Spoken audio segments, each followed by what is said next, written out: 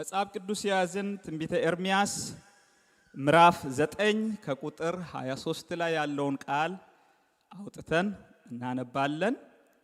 ትንቢተ ኤርምያስ ምዕራፍ 9 ከቁጥር 23 ላይ ያለውን ቃል እናወጣለን። ብሉይ ኪዳን 580 ላይ ነው የሚገኘው። በገጽ ለምንፈልግ እንደዚህ ይላል። በዚህ ቦታ የእግዚአብሔር ቃል እግዚአብሔር እንዲህ ይላል፣ ጠቢብ በጥበቡ አይመካ፣ ኃያልም በኃይሉ አይመካ፣ ባለጠጋም በብልጥግናው አይመካ።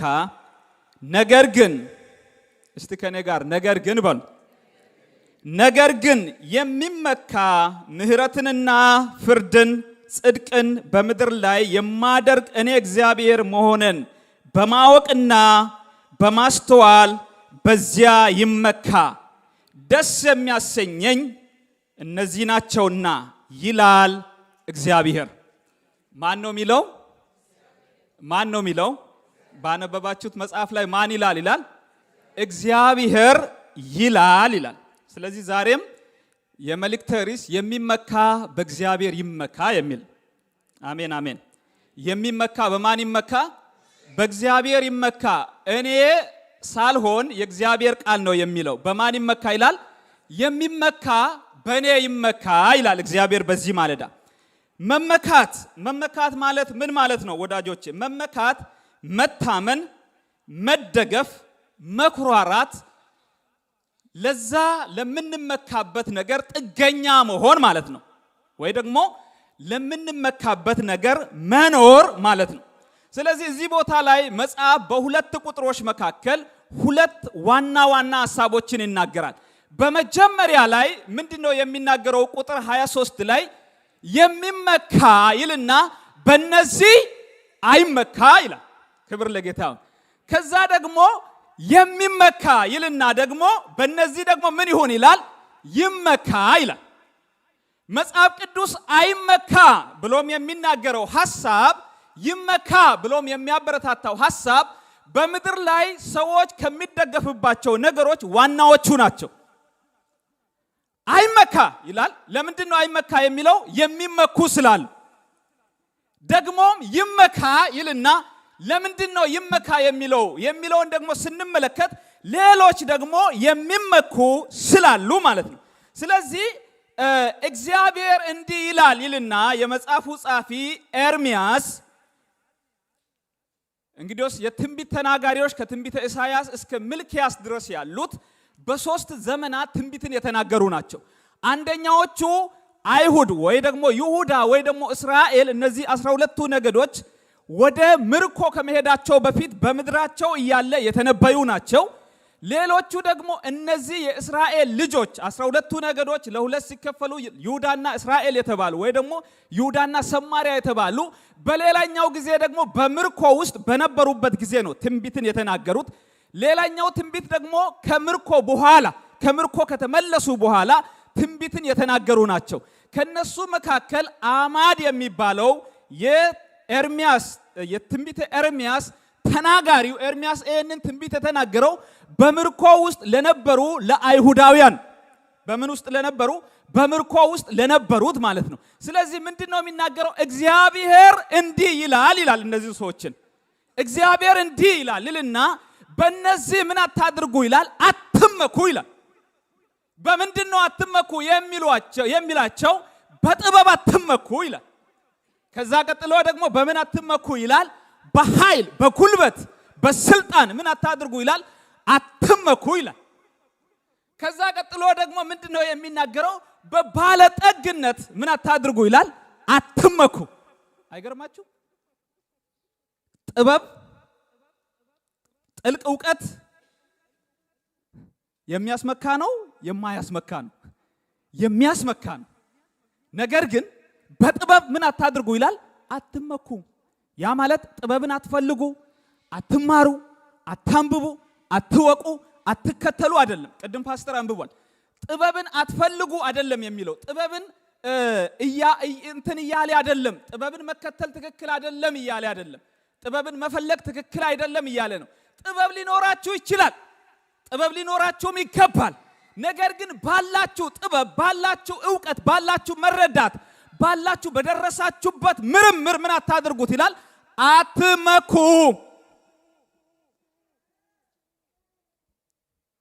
ለምንድን ነው ይሄንን ጥበብ የመሰለ ነገር መጽሐፍ ቅዱስ በዚህ ቦታ ላይ ጠቅሶ ሰዎች በሚመኩበትን ምድር ላይ በጣም የሚመኩበትን ሐሳብ ጠቅሶ አትመኩ የሚለው? ቅድም የተነበበውን ሐሳብ እያሰባችሁ አንደኛ ቆሮንቶስ ምዕራፍ 1 ከቁጥር 19 ጀምራችሁ ሙሉን ማንበብ ትችላላችሁ እናንተ። እኔ ጥቂት ሐሳብ አነባለሁ እዚህ ቦታ ላይ። አንደኛ ቆሮንቶስ ምዕራፍ 1 ላይ መጽሐፍ ቅዱስ የሚናገረን ሐሳብ አለ። እዚህ ቦታ ላይ ምንድነው የሚናገረው? አለፍ አለፍ ብዬ አነባለሁ።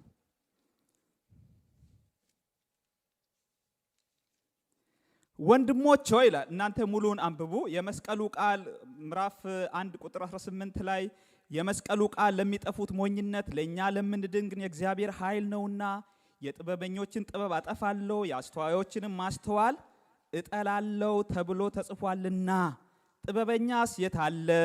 ጻፍስስ የታለ? የዚህ ዓለም መርማሪስ የታለ? እግዚአብሔር የዚችን ዓለም ጥበብ ሞኝነት እንዲሆን አላደረገምን? በእግዚአብሔር ጥበብ ምክንያት ዓለም እግዚአብሔርን በጥበቧ ስላላወቀች በስብከት ሞኝነት የሚያምኑትን ሊያድን የእግዚአብሔር በጎ ፈቃድ ሆኗልና። ዓለም ምን ስላላደረገች? ጥበብ መኖሯን አይደለም የተቃውሞ። ዓለም ግን ያንን ጥበብ ካከማቸች በኋላ፣ ያንን ጥበብ ካገኘች በኋላ፣ ያንን ጥበብ የራሷ ካደረገች በኋላ በጥበቧ ምን አላደረገችም? እግዚአብሔርን አላከበረችም። አያችሁ፣ አሁን የተቃወመው ጠቢብ መሆንን አይደለም። ባገኘነው ጥበብ፣ ባገኘነው መረዳት፣ ባገኘነው ዕውቀት፣ ባገኘነው ምርምር እግዚአብሔርን ካላከበርን፣ ለእግዚአብሔር ዕውቅና ካልሰጠን፣ እኛ ያገኘን፣ እኛ ያደረግን፣ እኛ የፈጠርን፣ እኛ ያመጣን ከመሰለን ማለት ነው። ከዛ ምን አደረገ ይላል? በስብከት ሞኝነት የሚያምኑትን ሊያድን የእግዚአብሔር በጎ ፈቃድ ሆኗልና። ከዛ ወረድ ብላችሁ ስታነቡ ቁጥር 27 ላይ እንዲህ ይላል፣ ነገር ግን እግዚአብሔር ጥበበኞችን እንዲያሳፍር የዓለምን ሞኝ ነገር መረጠ፣ ብርቱንም ነገር እንዲያሳፍር እግዚአብሔር የዓለምን ደካማ ነገር መረጠ። እግዚአብሔር የሆነውን ነገር እንዲያጠፋ የዓለምን ምናምንተ ነገር የተናቀውንም ነገር ያልሆነውንም ነገር መረጠ። ስጋን የለበሰ ሁሉ ከኔ ጋር እስቲ ስጋን የለበሰ ሁሉ በሉ። ስጋን የለበሰ ሁሉ በእግዚአብሔር ፊት ምን እንዳይሆን? እንዳይመካ። እኔንም እናንተንም ጨምሮ ማለት ነው። በደረስንበት ነገር ስጋ የለበሰ ሁሉ በራሱ በደረሰበት መረዳት፣ ምክንያቱም ሁላችንም ብንጠየቅ የራሳችን የሆነ ትምክት አለ፣ ውሸት የለብንም። ሁላችሁም ደሃውንም ሀብታሙንም የትኛውንም በየትኛውም ለበል ያለ ሰው ጋር መታችሁ ብትጠይቁ የራሱ የሆነ በቃ ዘራፍ የምታስብል ነገር አለች ውስጡ። ነገር ግን ስጋ ለባሽ ሁሉ ምን እንዳይሆን? እንዳይመካ፣ በእግዚአብሔር ፊት እንዳይመካ ይላል። ነገር ግን የሚመካ በማን ይመካ? በእግዚአብሔር ይመካ። ስለዚህ ጠቢብ እሰየው።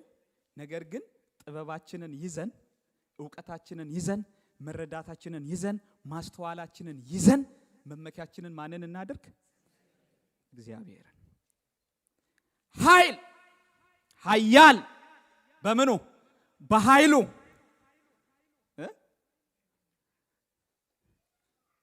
አሜሪካ ጥሽ ስትል አብዛኛው አገር ይማርሽ የሚለው ለምን ይመስላችኋል? አይደለም እንደሚባለው እንደዛ እኮ ነው። ገና የሆነ ነገር ሲባል በቃ ምን ስለሆነች? ኃያል ስለሆነች ማለት ነው። ሁላችሁም ኒውስ ላይ እንዳያችሁ ባለፈው በዚህ ሰሞን ካሊፎርኒያ አካባቢ የተነሳ ለመቆጣጠር ካቅማቸው በላይ የሆነ ማለት ነው። እግዚአብሔር ሁፍ ስል ማለት ነው ምንም እኮ ሳይል ማለት ነው። ሁፍ ስል ጥበብ፣ ዕውቀት፣ ኃይል፣ ማስተዋል፣ ስልጣን የሆነ ቦታ ነው የሚደበቁት። ስለዚህ መጽሐፍ ቅዱስ ምን ይላል? ኃያል በኃይሉ ምን አይሁን ይላል? አይመካ። እኛስ ምን ልንሆን ነው እንግዲህስ? ጠቢብ በጥበቡ ካልተመካ፣ ኃያል የሚባለው በኃይሉ ካልተመካ እኔና እናንተ ምን ልንሆን ነው? የራሳችን ኃይል ጥበብ ይኖረናል፣ ግን አይመካ። መጽሐፍ ቅዱስ ዋናዎቹን ካለ እኛስ አይመካ። መጽሐፍ ቅዱስ ላይ ብዙዎች በኃይላቸው ተመክተዋል፣ ነገር ግን መጨረሻቸው አላማረም። በኃይላቸው ኃይል አለኝ፣ ጉልበት አለኝ ከኔ ውጪ ያሉት አሉ። እግዚአብሔር መማሪያ እንዲሆኑ ያስቀመጣቸው ማለት ነው። መማሪያ እንዲሆኑ ያስቀመጣቸው። ለምሳሌ ከታች ጀምረን ትምህርት ቤት ስንሄድ እንድንማርበት የሚዘጋጁ እንደየደረጃችን የሚዘጋጁ መጽሐፎች አሉ።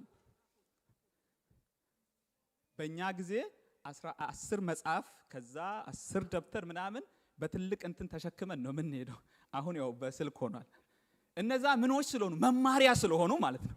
እነሱን ሳትይዝ ተማሪ ነኝ ማለት አትችልም። የምትማረው ከነሱ ነው። ልክ እንደዛው በእግዚአብሔር ቃል ውስጥ በድካማቸው፣ በትምክታቸው፣ በኩራታቸው፣ በጥበባቸው ባላቸው ነገር ሁሉ በእግዚአብሔር ተመክቶ ያለፉ አሉ። በራሳቸው ተመክቶ ደግሞ የወደቁ መማሪያ መጽሐፎች አሉ እዚህ ውስጥ። እነዚህን መጽሐፍ ቅዱስ ያስተምረናል። ምን እንድንሆን? ከነሱ እንድንማር። መጽሐፍ እንደሚናገረው ሞኝ ከውድቀቱ ብልህ ደግሞ ከማን ይማራል ይላል? ከሞኙ ውድቀት ይማራል ይላል። አንዳንድ ሕፃን ልጅ እሳት ነው አትንካ ከተባለ ያይና ይተዋል። አንዳንዱ ደግሞ ነቅቶ ተቃጥሎ ደግሞ ይማራል ማለት ነው። ሁለቱም የኛ ምርጫ ነው። ከተጻፉትም መማር የኛ ምርጫ ነው። የግል ጉዳይ የግል ውሳኔ ስለሆነ ማለት ነው። ሆነን ገብተንበት አይተንበት በዛ ነገር ተጎርተን መማር ደግሞ የኛ ድርሻ ነው። ስለዚህ መጽሐፍ ቅዱስ ላይ በኃይላቸው ሲመኩ የነበሩ ኃይላቸው ያላዳናቸው ያላስመለጣቸው ሰዎች አሉ። ፍርዖንን ተመልከቱ መጨረሻው ምን እንደሆነ ማለት ነው። ከነዚህ መካከል አንድ ሰውን ብቻ ላንብብላችሁ። ትንቢተ ዳንኤል ምዕራፍ 4 ቁጥር 30-31 ላይ ያለ ቃል ነው። ትንቢተ ዳንኤል ምዕራፍ 4 ከቁጥር 30 እና 31 ጻፉ። ተመልሳችሁም ታነባላችሁ። ንጉሱም ይላል ይቺ እኔ በጉልበቴ ብርታት ለግርማዬ ክብር በምኔ ብርታት በጉልበቴ ብርታት ለግርማዬ ለማን ለራሴ ግርማ ምን ክብር የመንግስቴ መኖሪያ አያችሁ የመንግስቴ መኖሪያ እንድትሆን የሰራዋት ታላቂቷ ባቢሎን አይደለችምን ብሎ ተናገረ። አንድም ቦታ ላይ እሱ የለም እሱ የለም። ደግሜ ላንብብላችሁ። እኔ በምን በጉልበቴ ብርታት ለግርማዬ ክብር የመንግስቴ መኖሪያ እንድትሆን ምን ያደረኳት የሰራዋት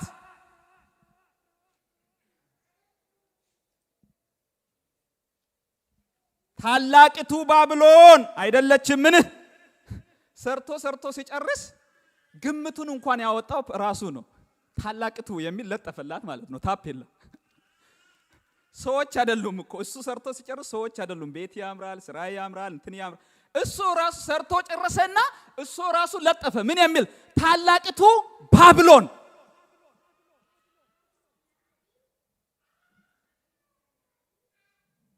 ብሎ ተናገረ ይልና ቃሉም አይገርማችሁም? ቃሉም ገና በንጉሱ አፍ ሳለ ድምጽ ከሰማይ ወደቀና ንጉሱ ናቡከደነጾር ሆይ መንግስት ካንተ ዘንድ አልፋለች ተብሎ ላንተ ተነግሯል። አያችሁ ባለን ስልጣን ባለን ኃይል ባለን አቅም ባለን ወታደር ባለን አጃቢ ስንመካ ጌታ ገና ስንመካ እኮ ነው አንድ እርምጃ ሳንሄድ ይገፋል ከላይ ያለበሰው በስልጣን አትመኩ ስልጣን ያላችሁ ካላችሁ ማለት ነው ኢትዮጵያ እንጂ እዚህ ውስጥ ካቢኔ የሆነ ሰው ያለ አይመስለኝም ያው ስልጣን ሲባል ሁሉም ቦታ ላይ አለ እኔ አሁን በቤቴ ባለ ስልጣን ነኝ ባል በመሆኔ ያገኘሁት ስልጣን ማለት ነው እሱን በአግባቡ ካልተጠቀምኩኝ ወይ ምስቴ ወይ ጌታ ኪካውት ያደርገኛል ማለት ነው በስራ ቦታ ባለስልጣን ትሆናላችሁ በልጆቻችሁ ባለስልጣን ናችሁ ነገር ግን በአግባቡ እንድንጠቀም ነው ጌታ የሚሰጠን እንጂ እንድንመካበት አይደለም ነው እንዴ አይደለም ምክንያቱም ሰጪው እሱ ስለሆነ ገና አፉ ላይ ያለች እኮ ነው መጥቶ ብዬ ነበር ዝም ያልኩ እስከምታወጣ ነው አለ መጥቶ ማለት ነው ሐዋርያ ሥራ ምዕራፍ 12:22 ላይ ሄሮድስ የሚባል ሰው አለ ሄሮድስ ለምሳሌ ይሄ የነገስታት ስማቸው ነው ማለት ኢየሱስ በነበረበት ጊዜ የነበረ አለ ይሄ ደግሞ በሐዋርያ ሥራ ምዕራፍ 12 ላይ ያለ ደግሞ ሄሮድስ አለ ይሄ ሰው መጽሐፍ እንደሚናገረው ምዕራፍ 12 ቁጥር 1 ላይ ያዕቆብን ወሰደና አስገደለ ከዛ አይሁድ ደስ እንዳላቸው ሲያይ ጴጥሮስንም ደግሞ ያዘው ይላል መጨረሻው ምን እንደሆነ ታውቃላችሁ ባለስልጣን ነኝ ብሎ ያንን ሲያደርግ ለእግዚአብሔር ክብር ስላልሰጠ ያን ጊዜ የጌታ መልአክ መታው በትል ተበልቶ ሞተ ይላል ንጉስ እሱ እጁን አያንሳብን ምህረቱ በጣም ሰፊ ነው የጌታ እግዚአብሔር ለቁጣ የዘገየ ነው አይገርማችሁ ሲመጣ ግን አያድርሰን በትል ተመቶ ንጉሱ በንግስናው ቁጭ ብሎ በትል ተበልቶ ሞተ ይላል ይሄ ናቡከደነፆር ምንድነው ያደረገው የሰው ልብ ወሰደና የእንስሳ ልብ ሰጠው እንደ በረ ያለ ሳር መብላት ጀመረ 7 ዓመት ሙሉ አይገርማችሁ በድብቅ እግዚአብሔር ሰራው 7 ዓመት ሙሉ ንጉሱ እዛው ቤተ መንግስት ውስጥ ነው እየተባለ እሱ ግን እዛ የምድረ በዳ ላይ የእንስሳ ልብ ተሰጥቶት ሰውነቱ ተቀይሮ እንዴት እንደሆነ ማላቅም እንግዲህ ሰው እንደ ከብት ሲሆን አስቡ እስቲ እንዴት እንደሆነ አላቅም 7 ዓመት ሙሉ አስተማረው እዛ ምድረ በዳ ላይ ከአውሬ ጋር አማርኛ የሚያወራ ሰውዬ አንቧ ማለት ጀመረ ማለት ነው ያ ቃሉ ባይልም አዲሱ መደበኛ ትርጉም እንግዲህ ስትፈቱት እንደዛ ነው የሚሆነው በምንድነው የምትግባቡት 7 ዓመት ሙሉ ከዛ ልቡ ሲመለስ መለሰው ደግነቱ ያው ግጭት እንዳይነሳ ሰዎች አላወቁም እሱ ይኑር አይኑር አለ ብሎ ነው 7 ዓመት ሙሉ ተገዙት ሌላው ደግሞ ምንድነው የሚናገረው ባለጠግነት ይላል እስቲ ባለጠግነት በሉ ባለጠግነት ሀብት ገንዘብ እንደዚህ አይደል የሚባለው ገንዘብ ካለ በሰማይ አይ ያየን ነው ያ በፍሌን ይቻላል ግን በጽድቅ አይቻልም የጽድቁን መንገድ መሄድ አንችልም በገንዘብ እና በገንዘብ በሀብት በጣም የሚገርመኝ በጣም እኮ የሚያስመኩ ነገሮች እኮ ናቸው ጥበብ እኮ የሚያስመካ ነገር ነው ስልጣን እኮ የሚያስመካ ነገር ነው ገንዘብ እኮ በምድር ላይ ሰዎች ከሚፈልጓቸው ዋና ከሚባሉ ነገሮች ዋናዎቹ እኮ ናቸው ሁሉን ነገር መሳብ የሚችሉ ሁሉን ነገር መጥራት የሚችሉ ሁሉን ነገር የራስ የማድረግ አቅም ያላቸው ማግኔቶች ናቸው ስልጣን ጥበብ ባለጠግነት መጽሐፍ ቅዱስ ግን ምን አታድርጉ ይላል አትመኩ አትፈልጉ አይደለም አትሁኑ አይደለም ባለጠጋ አትሁኑ ጠቢባን አትሁኑ ባለስልጣን አትሁኑ ግፉ ለሌሎች ተው አይደለም ውሰዱ ያዙ ነገር ግን መመኪያችሁ ማን ይሁን እግዚአብሔር ይሁን እግዚአብሔር ይሁን ምሳሌ 11:4 ላይ ምሳሌ 11:4 ላይ እንዲህ ይላል በቁጣ ቀን ሀብት አትረባም ጽድቅ ግን ከሞት ታድናለች ይላል።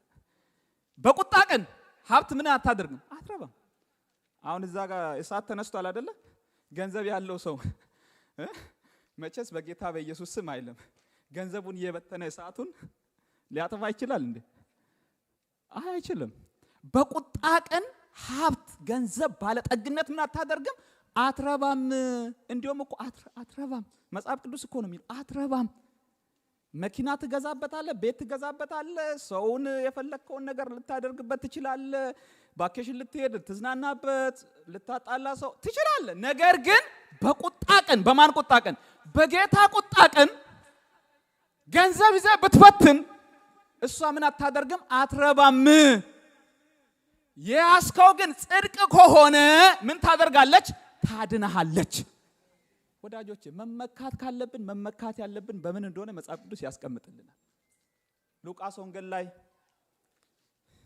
ሉቃስ ወንጌል ምዕራፍ 12 19 20 ላይ እንን ቃል ብዙ ጊዜ ሰለሞን ወንድሙ አገልግሎን ያቃል። እንዲህ ይላል ነፍሴ አንቺ ነፍሴ ለብዙ ዘመን የሚቀር ብዙ በረከት አለሽ። ምን አለሽ? ብዙ በረከት አለሽ። በቂ ጡረታ አለሽ። አካውንትሽ ላይ ሴቭ የተደረገ ብዙ ገንዘብ አለሽ። እረፊ፣ ቢ፣ ጠጪ፣ ደስ ይበልሽ እላታለሁ። ጎተራዬን ብዙ ስላፈራው ጎተራዬን እሰብራለሁ፣ ትንሿን ከዛ ሰፋ ያለ ጎተራ እሰራለሁ። እዛ ላይ ያገኘሁትን ሁሉ አከማቻለሁ። ባንክ ከዛ በኋላ ነፍሰን ምን እላታለሁ? ቢ ከዛስ ጠጪ ከዛስ ደስ ይበልሽ እላታለሁ አለ። አይገርማችሁም? ተመሳሳይ መልስ። እግዚአብሔር ደግሞ በራሳችሁ ስትመኩ አይወድም። አይገርማችሁም? እዚህ ቦታ ላይ ራሱ ምንድን እግዚአብሔር ግን አንተ ሰነፍ።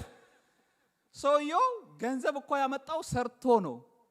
ጎተራ እኮ የሰራውን ለማከማቸት ነው። ሰነፍ እኮ ሆኖ አይደለም። ገባችሁ? ሰነፍ እኮ ሆኖ አይደለም። ሰነፍ ሆኖ ገንዘብ ከየት ያመጣል? ሰነፍ ሆኖ ትንሿን ጎተራ አፍርሶ እንዴት ትልቅ ይሰራል? ሰነፍ ሆኖ እንዴት ነው ሀብትም ያከማቸው? ነገርን ጌታ ሲያይ ሲረሳ ጌታ ሲወጣ ጌታ ምን አለ ይላል? እግዚአብሔርም ግን አንተ ሰነፍ በዚች ሌሊት ነፍስን ካንተ ልወስዳት ይፈልጓታል። ይቺስ የሰበሰብከው ለማን ይሆናል? ሰበሰብክ፣ በቃ ሰበሰብክ። እንዲሁም በኃጢአት ሰው በጽድቅ የሰበሰበ ነው ሰውየው የሚመስለው። ነገር ግን መመካ ሲጀምር እሺ በቃ አሁን ትበላለሽ፣ ትጠጫለሽ፣ ትጠግቢያለሽ፣ ትዝናኛለሽ፣ ትደሰቻለሽ ያልካት ነፍስህን ነው አይደል? እንግዲህስ ነፍስ የማናት? የኔ ናት። እኔ እሷን ወስዳለሁ። ምን ታረጋለህ አለ። መረሳት የሌለበት ማለት ነው። የኔን ምን አደርጋለሁ? እወስዳለሁ። ከዛ በኋላ ምን እንደምትሆን አያለሁ አለ። በባለጠግነት አለ መመካት። ስለዚህ መጽሐፍ ቅዱስ እነዚህ ሶስት ዋና ነገሮችን ይጠቅስና በእነዚህ ምን አታድርጉ ይላል? አትመኩ፣ አትታመኑ፣ አትደገፉ ይልና ታራሽ ምን እንሁን? እንዲሁ ዝም ብለን እንኑር እንዴ? በምን እየተመካን እንኑር? በምን እየተመካን ህይወታችንን እንምራ? በምን እየተመካን ኑሯችንን እንቀጥል ስትሉ ደግሞ መጽሐፍ ቅዱስ በጣም ምቹ የሆነ መመኪያ ያዘጋጅላችኋል። ሃሌሉያ። የሚመካ ግን ይላል መመካት የሚፈልግ ተመካ ያለው በቃ እኔ መወጣጠር መመካት በቃ አምሮኛል የሚል ካለ ደግሞ ሌላ መመኪያ አዘጋጅቻለሁ ይላል። ኢየሱስ ያድናል። ዛሬ ማለዳ ይሄ ለኛም ይሆንልን። ምንድነው የሚናገረው? ቁጥር 24 ላይ ነገር ግን የሚመካ ምህረትን፣ አሜን፣ ጽድቅን፣ ፍርድን በምድር ላይ የማደርግ እኔ እግዚአብሔር መሆነን። ማን መሆነን? እኔ እግዚአብሔር መሆነን በማወቅና በማስተዋል በዚህ ይመካ ይልና ደስ የሚያሰኙኝ እነዚህ ናቸውና ይላል እግዚአብሔር። እግዚአብሔር በሚደሰትበት እግዚአብሔር በቃ በጣም በሚኮራበት ብትመኩ እግዚአብሔር በእናንተ በሚረካበት ነገር መመካት ትፈልጋላችሁ? በምህረቱ ተመኩ። በእግዚአብሔር ምህረት ተመኩ። እስቲ ለነፍሳችሁ ንገሩ። ነፍሴ ሆይ በሉ መመካት ትፈልጊያለሽ ወይ? ከፈለግሽ መመኪያ አለሽ። በምህረቱ ተመኪ በሉ።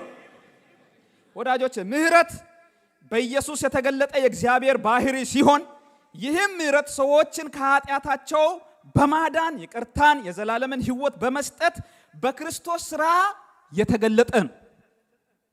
ሰዎችን ከኃጢአት በማዳን በማን ሥራ? በክርስቶስ ሥራ የተገለጠ ነው። ምህረት በማንም ሥራ ሳይሆን በራሳችን ተግባር፣ በራሳችን ጽድቅ፣ በራሳችን ነገሮችን በመገንዘብ በማወቅ ሳይሆን በክርስቶስ ሥራ የተገለጠ ነው። ኤፌሶን 2:4 ላይ እንዲህ የሚል ቃል አለ። ኤፌሶን 2:4 ላይ እንዲህ የሚል ቃል አለ። ነገር ግን እግዚአብሔር በምህረቱ ባለጠጋ ስለሆነ ከወደደን ከታላቅ ፍቅሩ የተነሳ በበደላችን ሙታን እንኳን በሆነን ጊዜ ከክርስቶስ ጋር ሕይወትን ሰጠን። በጸጋው ድናችኋልና ይላል። ከክርስቶስ ጋር ምንን ሰጠ? ሕይወትን ሰጠ። መቼ? ጻድቅ በነበርን ጊዜ፣ አዋቂዎች፣ አስተዋዮች፣ በጣም የምንጸልይ፣ የምንጾም፣ የምንጠነቀቅ፣ ከኃጢአት የራቅን በሆነን ጊዜ ነው የሚለው አይደለም። ገና ምኖች ሳለን፣ ኃጢአተኞች፣ በደለኞች፣ ከእግዚአብሔር መንገድ የራቅን፣ ከእግዚአብሔር ሐሳብ የወጣን ሆነን ሳለን እግዚአብሔር ግን በክርስቶስ በኩል ምንን ሰጠን? ምህረትን። ስለዚህ በዚህ እንመካ። ኢየሱስ ያድናል። ፍርድ ይላል። ፍርድ ነገሮችን መርምሮ ተገቢውን ውሳኔ መስጠት ነው ፍርድ። እና መጽሐፍ ቅዱስ ምንድነው የሚናገረው? መመካት ከፈለጋችሁ በፍርድ ተመኩ። በማን? በእግዚአብሔር። ሁለተኛ ጢሞቴዎስ 4:1 ላይ እንዲህ ይላል፣ በእግዚአብሔር ፊት። ሁለተኛ ጢሞቴዎስ 4:1 በእግዚአብሔር ፊት በሕያውና በሙታን ሊፈርድ ባለው። በማንና በማን? በሕያው። አሁን እኛ ባለን ላይ ማለት ነው። ከዛስ በሙታን ምን በሆኑት? ባለፉት። አያችሁ፣ እኛ አሁን መፍረድ የምንችለው ባሉት ላይ ነው። እርስ በርስ እንኳን የምንፈራረድበት ጉዳይ ቢኖር መፍረድ የምንችለው ባሉት ላይ ነው። ፊታችን ላይ ባሉት፣ በምናገኛቸው፣ በምናወራቸው እንትና እኮ እንዲህ። ነገር ግን እግዚአብሔር ተመልከቱ፣ እግዚአብሔርን ወደ ኋላ ሄዶ በሙታንም ላይ ይፈርዳል፣ ወደፊት መጥቶ ደግሞ በሕያዋንም ላይ ይፈርዳል። ፍርድ ሲባል ቶሎ ብላችሁ ኔጌቲቭ ነገር አታስቡ። ፍርድ ሁለት አይነት ነው።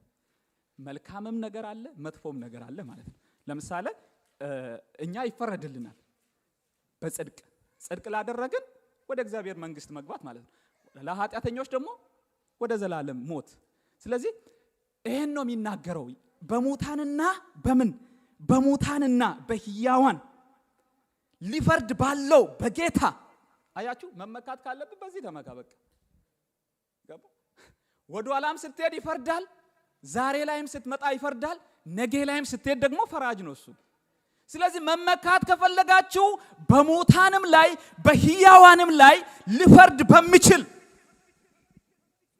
በጌታ በኢየሱስ ክርስቶስ ፊት በመገለጡና በመንግስቱ እመክርሃለሁ ይላል ጳውሎስ ጢሞቴዎስን ሲመክር አገልግሎቱን እንዲፈጽምና መመካት ካለብህ እንዲሁም በአገልግሎትም እንዲሁም በአካባቢ ላይ ባሉትም እንዲሁም ባገኘው በሆነ ነገር ሳይሆን በሙታንና በሕያዋን ላይ ሊፈርድ ባለው በእግዚአብሔር ምኑን ተመካ። ዛሬ ትምክታችን ይነሳ፣ መታመኛችን ወደሱ፣ አይኖቻችን ወደ እግዚአብሔር ይነሳ። አሜን አሜን። ሊኖሩ ይችላሉ እኮ አጠገባችን ቤተሰቦች ሊኖሩ ይችላሉ፣ ጓደኞች ሊኖሩ ይችላሉ፣ ወዳጆች ሊኖሩ ይችላሉ፣ ባለስልጣናት ሊኖሩ ይችላሉ። ነገር ግን መመኪያችን እሱ ይሁን። አሜን አሜን። ስጋ ለባሽን ድጋፉ የሚያደርግ በስጋ ለባሽ የሚታመን ይላል እዚሁ ኤርምያስ 7 ላይ። እሱ ምን የሆነ ይሁን ይላል። ጨርሱት። የተረገመ ይሁን። አይገርማችሁ? ስጋ እንትና እኮ አለልኝ የሚል ማለት እግዚአብሔር እንደዚህ አይነት ነገር አይፈልግም። ወዳጆች ሰዎች ይኑሩ፣ መልካም ነው። ጓደኞች፣ ቤተሰቦች የሚወዱ የሚጸልዩልን ይኑሩ። ነገር ግን መመኪያ አታርጓቸው። እነሱም እንደናንተ ናቸው። ከዚህ ሲወጡ እዚህ ካሉ፣ እዛ ካሉ ደግሞ ከዛ ካሉበት ሲንቀሳቀሱ ምን እንደሚሆኑ አይታወቁም። ስለዚህ መመኪያችን ሊሆን የሚገባው ሃሌሉያ፣ መመካት ካለብን ምንመካው በእግዚአብሔር ፍርድ፣ በእግዚአብሔር በራሱ ምክንያቱም መጽሐፍ ቅዱሳችን እኮ ሲናገር ኢየሱስን እርሱ የገዛ ወገኖቹ አልተቀበሉትም ይላል። የገዛ ወገኖቹ አልተቀበሉ፣ አሳልፎ መስቀል ላይ ሰቀሉት። የአይሁድ ንጉሥ አንተ ነህን ምናምን እያሉ ሲሳለቁ የነበሩት እኮ ወገኖች ናቸው። ወገን አለኝ ብላችሁ የምትደገፉ ከሆነ ማለት ነው ዘሬ፣ ጓደኛዬ፣ አብሮ አደገ ምናምን ምንል ከሆነ ይወስዳል ጊዜ ያስተነፍሳል፣ እኔንም ጭምር ማለት ነው። እውነት የእግዚአብሔር ቃል ነው የሚናገረው። ስለዚህ በምህረቱ ኢየሱስ ያድናል። በእግዚአብሔር ፍርድ ሕያው በሆነው ንጹህ በሆነው ትክክለኛ በሆነው ቀጥተኛ በሆነው ለማንም አይን አይቶ በማያዳላ በሱ መመካትና መደገፍ ይሆንልን። አሜን አሜን። በእግዚአብሔር ፍርድ ከዛ ደግሞ ጽድቅ ይላል። መመካት ከፈለጋችሁ በጽድቁ በፍትሃዊነቱ ተመኩ ይላል። በእግዚአብሔር ጽድቅ በእግዚአብሔር ፍትሃዊነት ምን መሆን ትችላላችሁ ይላል? መመካት መደገፍ ትችላላችሁ።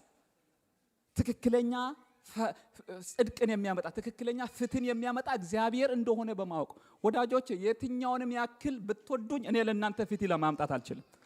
ማንም ለማንም ፍትህ ማምጣት አይችልም። ፍትህ ማምጣት የሚችለው ጽድቅን ማድረግ የሚችለው እውነተኛ እግዚአብሔር ብቻ ነው። ስለዚህ መመካት ከፈለጋችሁ በሱ ተመኩ፣ በሱ ተጓደዱ። አትመኩ እኮ ያለ አይደል፣ ተመኩ ይላል። ስትመኩ ግን በዚህ ተመኩ ይላል። ኢየሱስ ያድናል። ይሄ በጣም የሚገርም ቃል ነው። መጽሐፍ ቅዱሳችን ስለዚህ ሐሳብ የሚናገረው ጽድቅልና መዝሙረ ዳዊት ሁላችሁ የምታውቁት ቃል ነው። ሰማይን ከምድር ጋር ያስታረቀ ቃል ማለት ነው። መዝሙረ ዳዊት 85 10 11 ላይ እንዲህ የሚል ቃል አለ። ምህረትና እውነት ተገናኙ፣ ጽድቅና ሰላም ተስማሙ፣ እውነት ከምድር በቀለች። እስቲ እውነት ከምድር በቀለች ይበሉ። እውነት ከምድር በቀለች ይልና ጽድቅም ከሰማይ ተመለከተች ይላል። ኢየሱስ ያድናል። ከየት ናት ማለት ነው? ከላይ ናት ማለት። እውነት ከምድር ምን ሆነች? በቀለች። ከኢየሱስ ክርስቶስ ሞት ጋር የሚያያዝ ነው። ኢየሱስ ክርስቶስ ለኃጢአታችን በመስቀል ላይ ሲሞት፣ ምክንያቱም ሕግን በመፈጸም ስለሆነ ሚዳ ነው ማለት ሕግን በመፈጸም ስለሆነ በዛኛው ስርዓት በእግዚአብሔር ፊት መቆም የሚቻለው። ስለዚህ ያንን ነገር የሚፈጽም ሰው በምድር ላይ ስለሌለ ኢየሱስ መጣና በምድር ላይ እውነትን አደረገ። እውነትን አመጣ። በቃ ራሱን በመስቀል ላይ በመስጠት ማለት ነው፣ መስዋዕት በመሆን ያንን ነገር ሲያደርግ ጽድቅ ደግሞ ምን አደረገች ይላል? አጸደቀች ይላል። ኢየሱስ ያድናል። የሰማይ ጽድቅ። አሜን አሜን። ጽድቅም ደግሞ ከሰማይ ምድርን ተመለከተች። ጽድቅ እኮ ትጸየፋለች ምድርን ምን እስከሚሆን ድረስ? ኢየሱስ እስከሚመጣ ድረስ። ኢየሱስ ወርዶ ለኃጢአታችን ለበደላችን ደምን እስከሚያፈስ ድረስ ጽድቅ ትጸየፋለች። ለምንድን ነው ጽድቅ የምትመላለሰው? ምክንያቱም ፍትህ የለማ፣ እውነተኛነት የለማ፣ እግዚአብሔርን መፍራት የለማ፣ የእግዚአብሔርን ጩኸት የሰማይን ጩኸት ዝም የሚያሰኝ የለማ። ሁሉም መጡ። ዕብራውያን ላይ ከዚህ ፊትም እንዳየነው መጡ አልቻሉም። በጎች፣ ጠቦቶች፣ የተለያዩ ደሞች በጣም በቃ ፈሰሱ። ነገር ግን የሰማይን ጽድቅ ወደ ታች ወደ ምድር እንድታይ አላረገም። ልጁ መጥቶ በመስቀል ላይ ራሱን ሲሰጥ ጽድቅም አይኗን ወደኛ አበራች ማለት ነው። ኢየሱስ ያድናል። እኛን ማየት ፈለገች። በእኛ መካከል መገኘት ፈለገች። እኛን መፈለግ ፈለገች።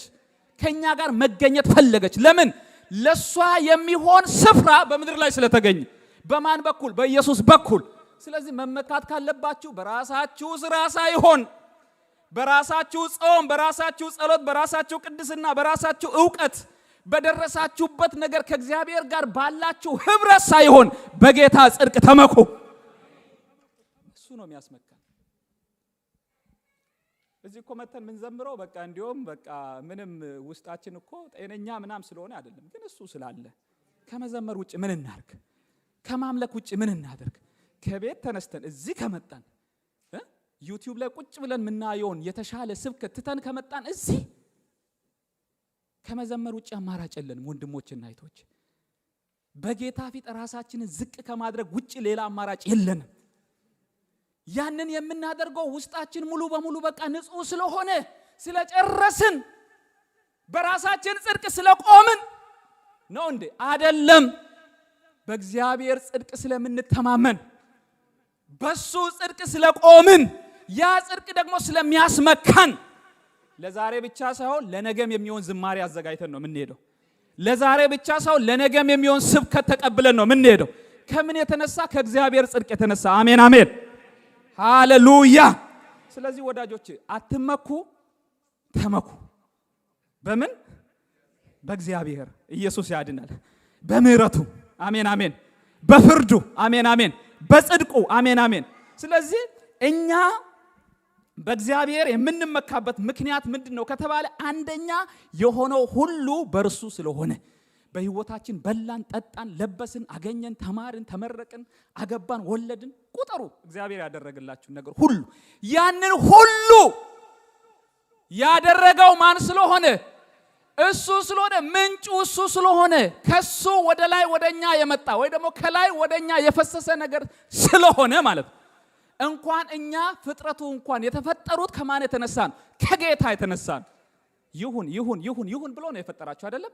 ስለዚህ መመካት ካለብን ማለት ነው እኛ በእግዚአብሔር የምንመካበት ምክንያት በፍርዱ፣ በጽድቁ፣ በምህረቱ፣ በቸርነቱ የምንመካበት ምክንያት ምንድነው?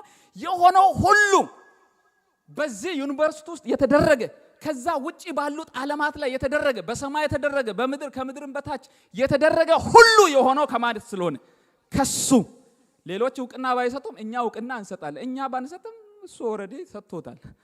አሜን አሜን።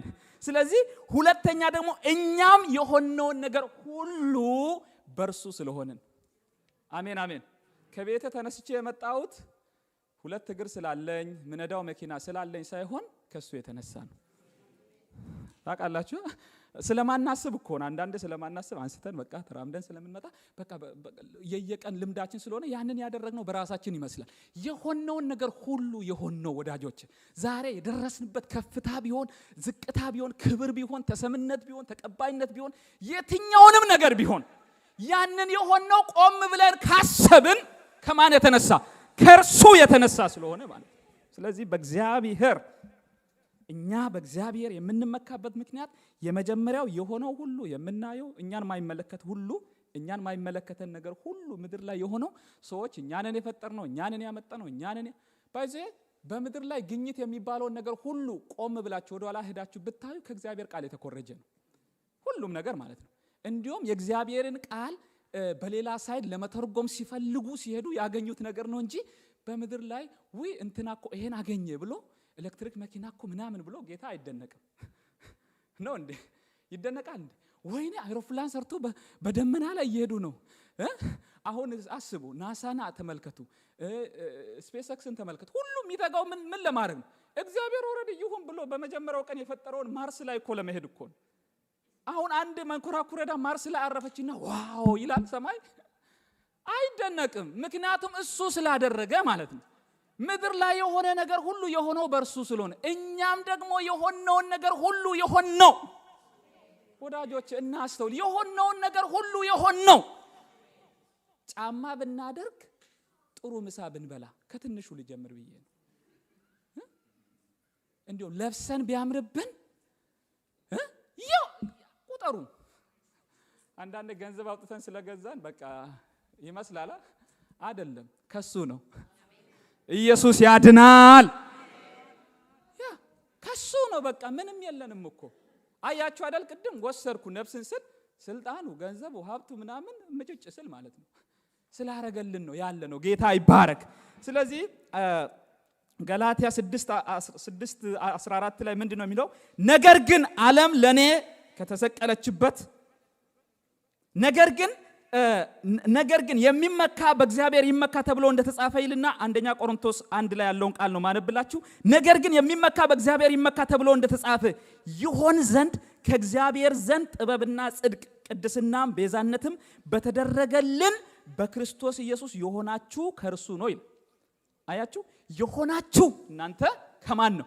ከእርሱ ነው። ከእግዚአብሔር ዘንድ ጥበብን፣ ጽድቅን፣ ቅድስናን፣ ቤዛነትን በተደረገልን በክርስቶስ ኢየሱስ የሆናችሁ ከማን ነው?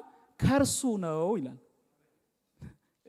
ምድር ላይ የሚቆጠር ነገር ብቻ ሳይሆን ጻድቃን የሆን ነው፣ ቅዱሳን የሆን ነው፣ ልጆች የሆን ነው የሚበልጠው ማለት ነው። ከጫማ፣ ከልብስ፣ ከመኪና፣ ከምንኖረው፣ ከስራ፣ ከገንዘብ፣ ከምናምን ከሱ የሚበልጠውን እንኳን የሆን ነው በማን ነው? ከእርሱ ነው። ከማን? ከክርስቶስ። ኧረ ኢየሱስ ያድናል። ስለዚህ ይህን ቃል አንብቤ ጸልያለሁ። ገላትያ 6:14 ላይ እንዲህ የሚል ቃል አለ። ነገር ግን ዓለም ላንተ ከተሰቀለችበት እኔም ለዓለም ከተሰቀልኩበት ከጌታችን ከኢየሱስ ክርስቶስ መስቀል በቀር ሌላ ትምክት ከኔ ምን ይሁን ይላል ጳውሎስ ይራቅ። ወዳጆች ውስጣችሁ ቡግ ቡግ ቡግ ካለ መስቀሉን ተመልከቱ። ካልሆነ እንወድቃለን። እንኳን በእግዚአብሔር ላይ እንደዚህ ሆነን ይቅርና እስኖ ላይ እንኳን ተጠንቅቀን ካልተራመድን እንኳን እንሸራተታለን። ልባችን ከፍ ከፍ ስል ቶሎ ብለን ትምክታችንን እሱን እናድርግ። ልመክራችሁ አይደለም። በእድሜ አብዛኞቻችሁ ትበልጣላችሁ በእውቀትም በብዙ ነገር። ነገር ግን የእግዚአብሔር ቃል እየመከረን ነው። ወደሱ ራሳችንን ዝም ማሰኘት አለብን፣ ጸጥ ማሰኘት አለብን። ምክንያቱም መጽሐፍ ቅዱስ ሲናገር እነዚያ በሰረገላቸው እነዚህ ደግሞ በፈረሳቸው ይታመናሉ ይልና እኛ ደግሞ በአምላካችን በእግዚአብሔር ስም ምን እንላለን? ከፍ ከፍ እንላለን ይላል። ሃሌሉያ! በኢየሱስ ስም ዛሬ ይሄ ለኛ ይሁንልን። እንጸልያለን። በጌታ ስም ከፍ ማለት፣ በእግዚአብሔር ስም መጓደድ፣ በሱ መመካት፣ በሱ መተማመን፣ ለእግዚአብሔር ቃል እውነት ራሳችንን መስጠት።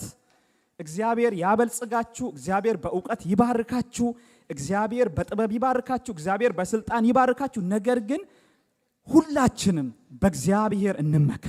መመኪያችንን እግዚአብሔር እናድርግ። ትምክታችንን እግዚአብሔር እናድርግ። ኩራታችንን እግዚአብሔር እናድርግ። መተማመኛችንን እግዚአብሔር እናድርግ።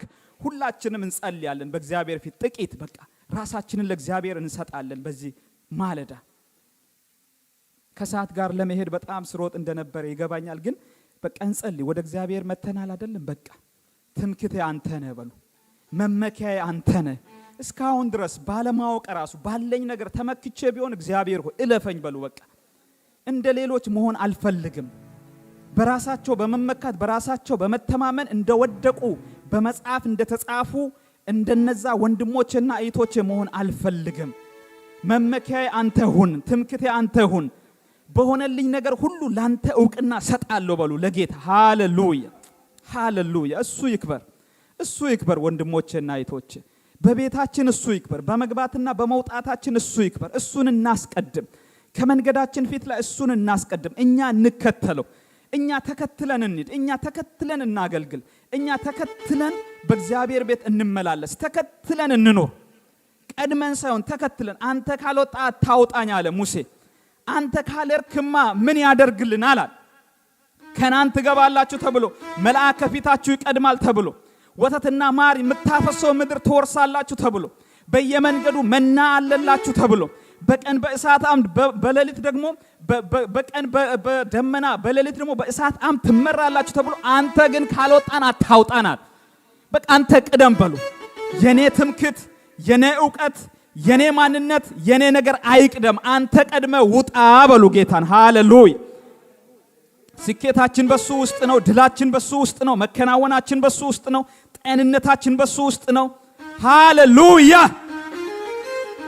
ተመኩ በጽድቁ፣ ተመኩ በምሕረቱ፣ ተመኩ በፍርዱ፣ ተመኩ በአባትነቱ፣ ተመኩ በወንድምነቱ፣ ተመኩ በእግዚአብሔርነቱ። ያንን ስታደርጉ እግዚአብሔር ራሱ መመኪያ ይሆንላችኋል። እግዚአብሔር ራሱ ከፍ ከፍ ያደርጋችኋል። ሃሌሉያ!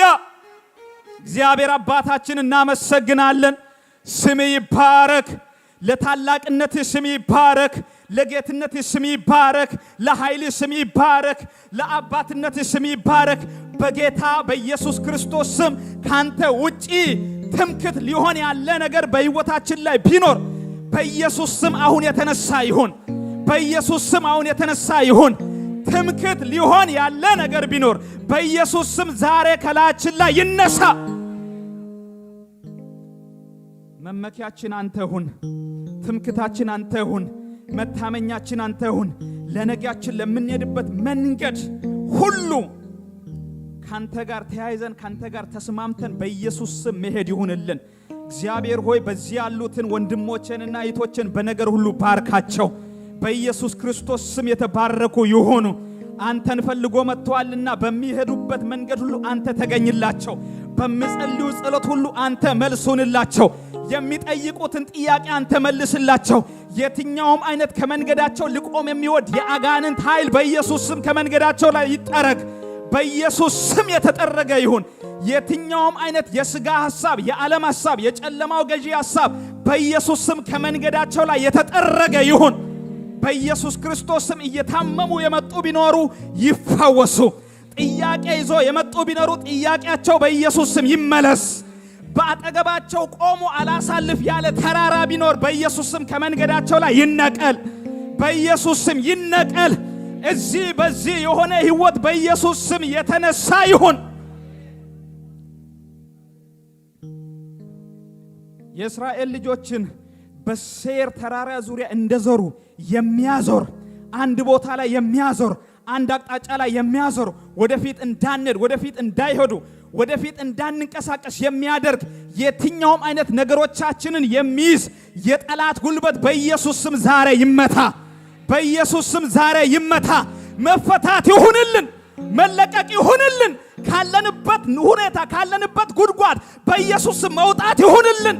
አንተ በእኛ ላይ ያሰብከውን የወደድከውን ነገር በመፈጸም በዚህ ምድር ላይ አንተን ማክበር በኢየሱስ ስም ይሁንልን። በኢየሱስ ስም ይሁንልን። ለኛ በሚገባን ለኛ በማይገባን መንገድ ወደፊት እንዳንሄድ የያዘን የትኛውም አይነት ሰንሰለት ዛሬ የተበጣጠሰ ይሁን።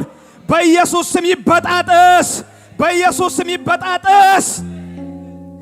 ወዳጆቼ መቃወም አለብን።